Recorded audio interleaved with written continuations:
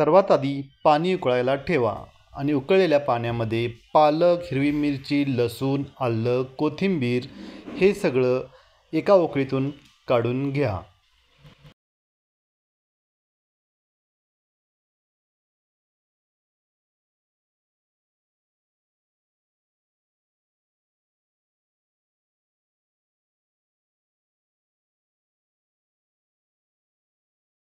आता याच्यातून जे आपण सगळं घातलेलं आहे पालक वगैरे ते सगळं काढून घ्या आणि थंड पाण्यामध्ये घालून त्याची नंतरनं आपण पेस्ट करून घ्यायची आहे. आता मी हा मसाला तयार केलेला आहे. या मसाल्यामध्ये मिरची पूड, हळद पूड, जिरे, चाट मसाला असं सर्व घालून मी हे करून घेतलेलं आहे आणि हा मसाला मी याच्यात मिक्स करून याच्या सहित मी हे वाटून घेणार आहे.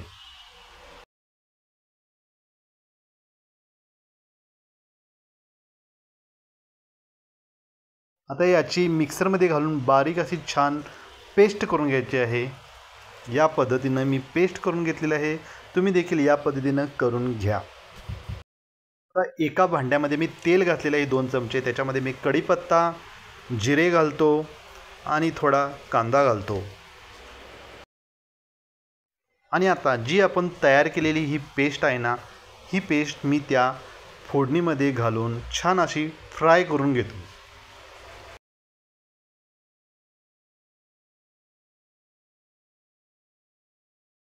आता याच्यामध्ये 1 चमचा हळद पूड घाला. त्यानंतर याच्यामध्ये आपण 1 चमचा मिरची पूड घालायचा आहे आणि छान असं मिक्स करून घ्यायचं आहे.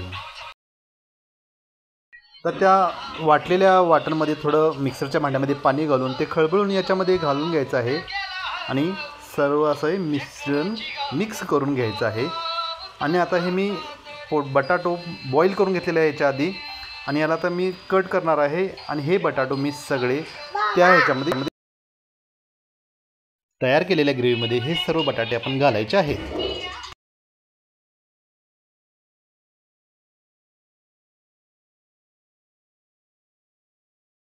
आता याच्यामध्ये थोडंसं मीठ घालायचं आहे आपण.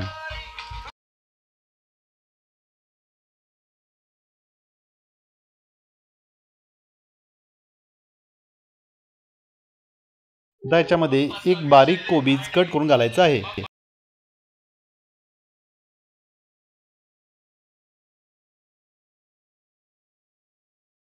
आता आपला मस्त असा आलू पालक कोबी तयार झालेला आहे. आता एका प्लेटमध्ये हे गरम गरम चपाती भाकरी किंवा रोटीसोबत वरून थोडंसं क्रीम, कोथिंबीर, ओलं खोबरं घालून मस्त असा याच्यावर आपण आता ताव मारायचा आहे. तर चला आपण सगळेजण याला खाऊया.